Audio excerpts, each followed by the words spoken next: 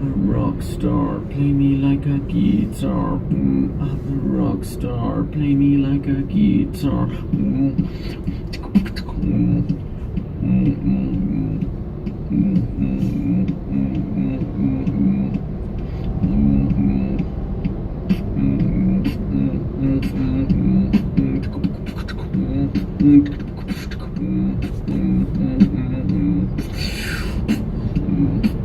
Let's go. Traffic talk. Hey guys, it's Tyron here again, also known as Odly Otter, also known as Tyron with no E at the end of his name. Here we are again for another traffic talk. You know, it's kind of back to the norm here. There's just you, me, just having a good chat. There's no Mara in the car, so kind of how we normally have these things, the two of us. I am on a different road to work at the moment. It's complicated and there's things involved, but I'm taking a different road. So the sun is probably going to be very different, and I might be a little bit more distracted than normal because I'm just trying to not, crash my car. But like I said in the last week's video, I can do this. I can multitask. Topics for today. Some serious topics came up in the suggestions. Some less serious ones were ones like, what happens if Batman gets bitten by a vampire? And I couldn't think of like a legitimate answer to this because it's Batman. So I'm pretty sure the vampire's going to die, and he's just going to carry on with life. I'm fairly certain he's probably got like garlic in his utility belt because Batman's always prepared. He's like the best scout ever. Hello, motorbike. Okay. There was those type of silly ones. There were other ones that I thought were pretty interesting. You have the common questions that get asked a lot actually when it comes to the gaming industry, and that's violence in video games, or how do the two interrelate with one another. And I'm sure you guys have watched enough videos and enough rants where people blame video game violence for actual real life violence. I'm sure you've heard of cases where people point to that. This guy played these violent games and now all of a sudden he's gone on a violent spree in the real world. And I mean, there's actually a lot that can be said. But what I think really comes down to is, well, first off, I'm not opposed to violence in video games. If you look at this channel, you'll see that I'm playing a game which most people would consider violent, I suppose, or they'd consider it at least pretty scary. I don't find it that scary, but that's just me. But yeah, violence, there is an element, to be honest, in my opinion, where violence does, in video games specifically, it does get overdone or overused. I'm thinking of a game called The Suffering that had a lot of violence in it. The first version of Dead Space for me was quite violent, and I think I've maybe just gotten a bit used to it in Dead Space 2. Because you can't kill them by just a headshot, you have to like get rid of their limbs, which, as I say that sounds super duper violent. Another game which is actually got banned in Australia. They ban a lot of things, but they got banned in Australia and other parts of the world from what I remember is a game called Manhunt, where you basically could kill people with anything, like a plastic bag. You could put it over their heads and try and suffocate them, and you could go really crazy. That for me is a little bit excessive, I'm going to be honest. I think it does take a strange mind to think of that type of game, to go and work out all the animations that you need to make that type of game, and then for that to be something that people enjoy, like, oh, let's see how many cool ways I can kill people. But that, again, part of that is personal opinion, I suppose. But I think it is slightly unhealthy to be playing a game that is that whole game is pretty much designed around it. There was another game, now I don't know if this is out yet, I remember hearing about it and thinking like, wow, this is taking it to another level. And I remember seeing some other gaming websites kind of kicking up a little bit of a fuss around it. And truthfully so, I think it was worth it. Not worth it, it was the right thing for them to kind of be pointing to. And it was a game, I think the game was called Hate. And it was a top-down camera angle where you played basically as a mass murderer. And it like started off kind of with this whole idea of, you know, feed your inner murderer and like get it all out, and you know, we hate everyone, let's murder them type of vibes. And I mean, this game was super violent. All you did as the mass murderer was trying to see how many people you could kill before the cops took you down. Or basically it was almost a survival in that sense. There was obviously some sort of objective. I don't know, I haven't played the game. Like I said, I don't even know if it fully got released yet, but I do remember it being really violent to watch. Just the trailer, like how this guy would shoot someone and there would just be like blood and guts everywhere. That's pretty nasty. And I think there is a responsibility. Okay, I'm gonna say this. I think there is a responsibility in all art, video games included, music included, movies included, where the creator of that particular art form or that particular content needs to be able to stop and say, well, am I taking this too far?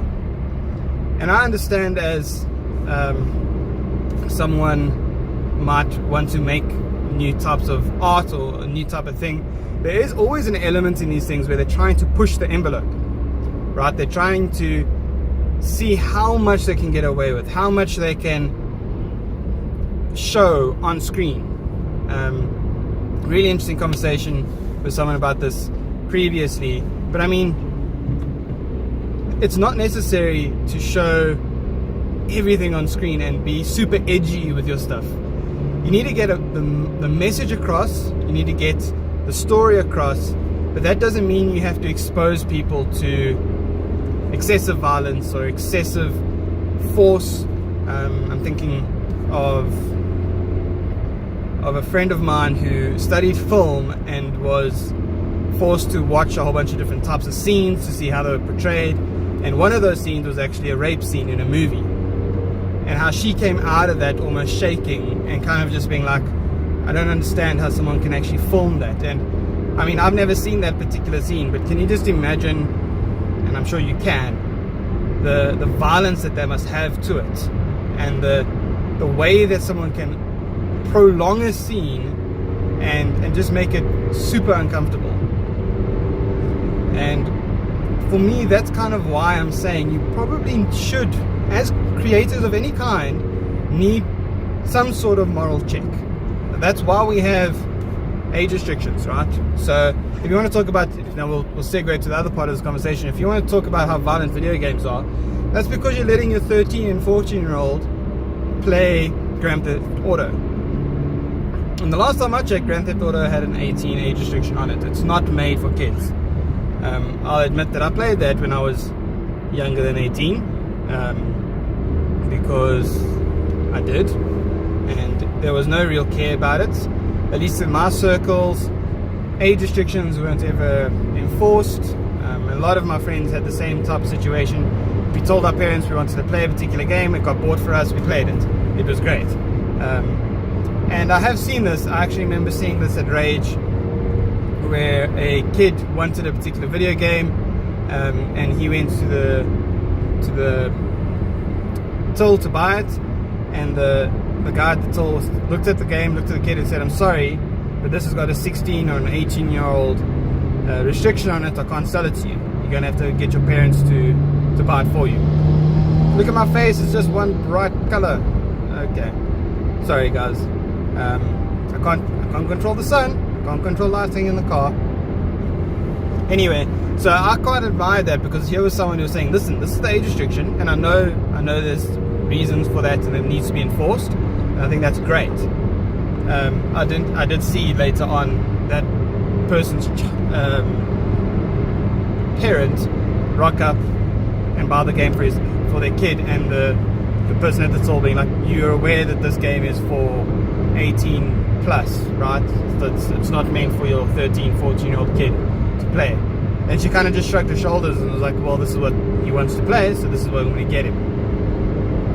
Again, I'm not telling you guys how to parent your children, if you have children, but I'm fairly certain that we should be looking at age restrictions and considering what they're going to do in terms of impacting your child's thought processes and how you desensitize people towards violence and towards that type of content by letting them be exposed to it unchecked without parenting them through it. That's really what it is. You have to parent your children through that kind of stuff. And if you're not going to sit there and watch them play the game, or be willing to talk to them about the game and let them run wild, then I'm going to say that's poor parenting, to be honest. But again, I don't think playing a violent video game is something you can blame for the violence that people commit in the real world. That has to come down with someone's almost predisposition. I'm not saying that word properly, so that's funny, you can laugh at that.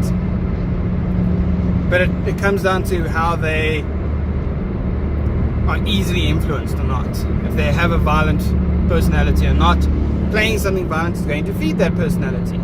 If they've got a personality that kind of leans to that already, then obviously feeding it is going to make it stronger. Kind of builds it up, I suppose, in one sense. So there is an element behind that where maybe you need to be aware of that. You need to be checking yourself before you wreck yourself in terms of the content you're consuming. If you know that you've got some violence or anger issues, don't play games if you know they're going to do that to you and make you feel more violent and aggro. I mean, look, there's another part of the argument where maybe this is a space where they can express it and get rid of it and not commit it in the real world. I don't know about that. Again, what it really comes down to is your own brain. You are responsible for your own mind.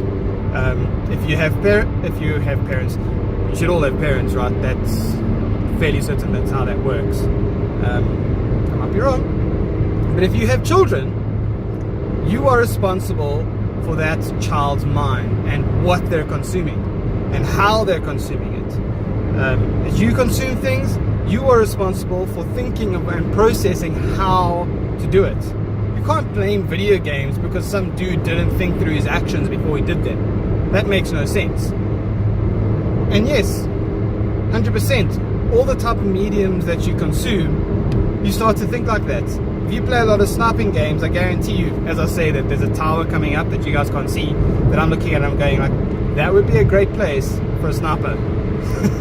Anyway, that's exactly it. If you're going to think that way because you're constantly consuming it, and that's, you got to be aware of that. You got to think through these things, guys.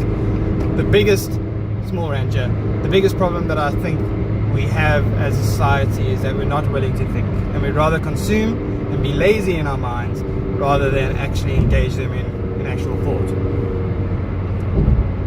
That was a bit deep. Anyway, conflict of interest was the other topic that came up, and good old Boris mentioned that to us it was Boris. So, conflict of interest. He mentioned, and you guys know the story already, of a particular game publisher who has bought a game distribution store online. And I mean, you guys have heard of this. If you're anywhere in the gaming space, you've heard of this topic already, so I'm not going to rehash that whole situation.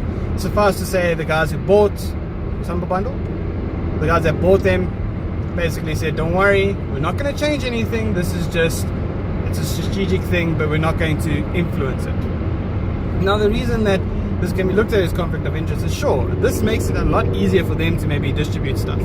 This makes it a lot easier for them to maybe fiddle with prices on stuff, make their things look a bit more favorable. Those are the kind of paranoias that people are having about it. Again, they've come out and said they won't do that. We can only hope, and only time will tell. But it's an interesting thought in terms of how do we manage conflict of interest. There's definitely two types of conflict of interest, right? There's the legal side where people are getting, let's call them gifts, given to them to make the right decision, and that's what we would call a bribe or corruption, and we hate it. South Africa has this as a problem, and I'm not going to mention names, but you know some of them.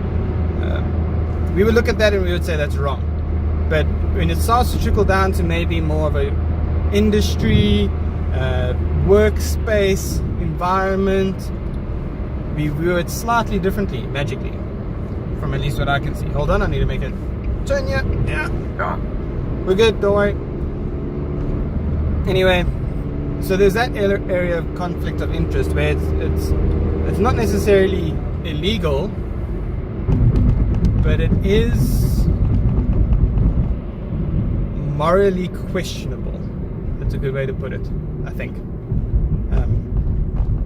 Again, a good check for something like this. So, okay, let me. I'll come back to that.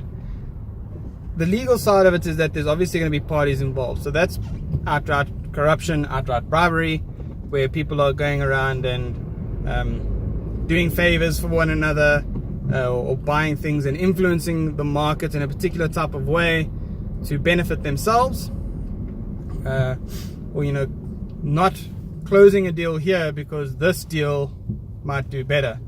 People trying to give me stuff. So, random lady, let's just say no. Okay, thank you, go away. Shame students doing their thing. No thanks. Anyway, that's legal. That's the legal. Oh my gosh, the sun is bright in my eyes, even though I've got sunglasses on. That's the legal side of things, and there's obviously ways that the law protects us, or should protect us, from that kind of thing happening, and defending us from, or preventing that kind of thing from happening, should I say rather. And that's the legal side of it. There's obviously committees and boards that are set up to kind of prevent collusion and trickery to benefit others. Again, I'm sure you can think of actual real life situations where that's currently happening. Hello, motorbike. And yeah, I'm not going to rant about that because that's not what this channel is about. Let's go back to the personal element of conflict of interest. Maybe closing a deal that you with a particular supplier, that's already super dodge, to be honest with you. I think conflict of interest can in one sense be slightly fluid in the way that people perceive it and understand it, but again, this comes down to just your moral compass. How are you viewing things, and how are you trying to influence things perhaps to benefit yourself? Is it all about yourself? I don't know. This is something very ranty. Maybe I shouldn't have this conversation because there's a lot to be said, and I don't think I can do it justice here. Okay, we're fine. Let me move off this conversation. Sorry guys, I know that might sound a bit messed up and strange. Conflict of interest, bad. Don't be part of corruption. Don't be part of bribes. Be honest, and good things can happen to you. Where you got to trust that that's the right way to do things. Hello, taxi. Oh my goodness. There's always a taxi, guys. There's always a taxi. Get out of the way. Okay. So that was that part of this trip. Oh, more traffic. Great. Okay, cool. More traffic means we can have another conversation. Let me think of another very brief topic. We've discussed violence. We've discussed conflict of interest. Another topic that I got asked again is kind of the YouTube and Twitch debate. Which platform should you be using? If you're watching this, I'm fairly certain you might know my choice already is kind of towards YouTube. But let's just acknowledge some of the benefits, right? So what does Twitch have that YouTube doesn't? Probably a whole bunch of features, but I'm going to give you the highlights in my mind. First off, they're both meant to stream. They're both meant to kind of Well, I'm talking about in the video game sense, or even in live IRL style that Twitch calls it, ways of doing videos. They're both meant for live streaming content in this situation. The way that Twitch does it, that's better than YouTube. I would say they have a really good handle on how to handle comments. This is something that people don't maybe notice, or maybe I only personally notice. But if you stream on YouTube, video games or whatever the heck you're doing,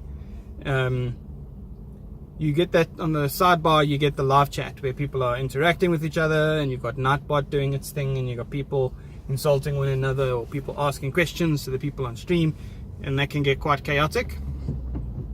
And you get exactly the same thing on Twitch. The big difference though is if you watch that live and you're interacting there, it's fantastic and it works well. But on Twitch, as soon as that stream goes offline,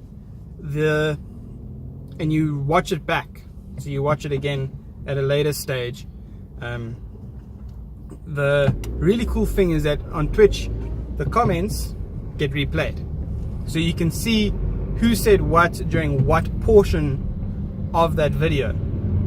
So 25 minutes into it, this person made that comment, and it pops up, and it kind of replays the whole chat as part of this whole experience of watching it again. And that's pretty cool.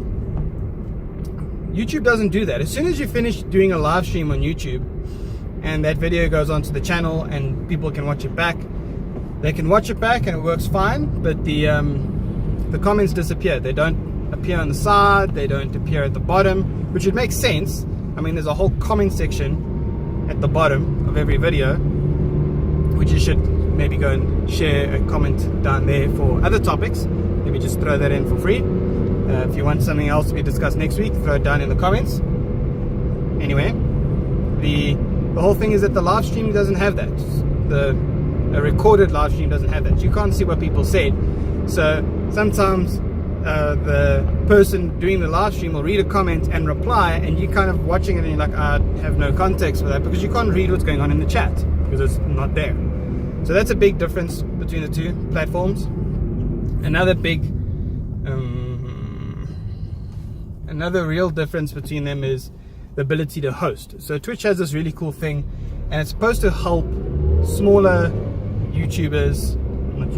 smaller streamers to kind of gain a little bit more popularity, where a bigger guy or another dude can take his channel and his following, and he can find someone who's currently live streaming, maybe doing a different type of content or the same type of content, and he can host them.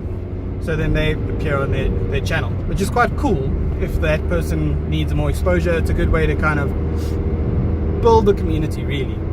YouTube has nothing like that. If you want to live stream, you have to use your own URL and your own little password and hook it up into your own encode, blah, blah, blah, blah, blah. If you don't know how live streaming works, this is not the video for you. But you have to bring that all together. And you can't host a friend or people. And that's kind of sucky. So those are two big differences. The real difference, the thing that kind of leans me more towards YouTube, is just the way that it works here in South Africa. South Africa's internet is still not 100%.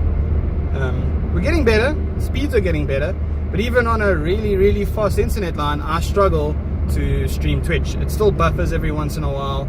It still keeps trying to change the quality of the stream, because it's trying to compensate for whatever the heck is happening there, because just they don't have the CDNs the way that YouTube does. YouTube just has a better platform to continually stream at a reliable pace. So those are kind of the big differences. That's why I lean more towards YouTube. Look, there's donations that happen on Twitch. You can subscribe to a channel and do a monthly thing, which is fantastic. You can do donations and sponsorships on YouTube now as well. So YouTube is catching up. They're kind of looking at each other, kind of hitting up where the other person's doing things and trying to do better or improve or bring a new feature, which is great. And so that's only good for content creators, right? And this is kind of, okay, this guy wants me to go through a red robot. He's a metro, so we can do that. But that's it. It comes down to how that platform keeps competing with another one that really helps us as content creators, because then the platform itself cannot be stagnant. It has to grow and fight or it will sink. So sink or swim for a platform works great for us. And I'm being stopped here so this person can let them through. I should be able to go soon. Okay, I think that's it. I'm close to my place of work. I hope this video comes out decently. If it doesn't, I apologize. If it's really, really bad, you're not going to see it. And that's going to be funny, because if you do see it, I'm not going to edit it and you're going to hear me saying that. So, if you have suggestions, leave them in the comments or on Twitter, please. Hashtag traffic talk. And I will see you guys in another video sometime soon.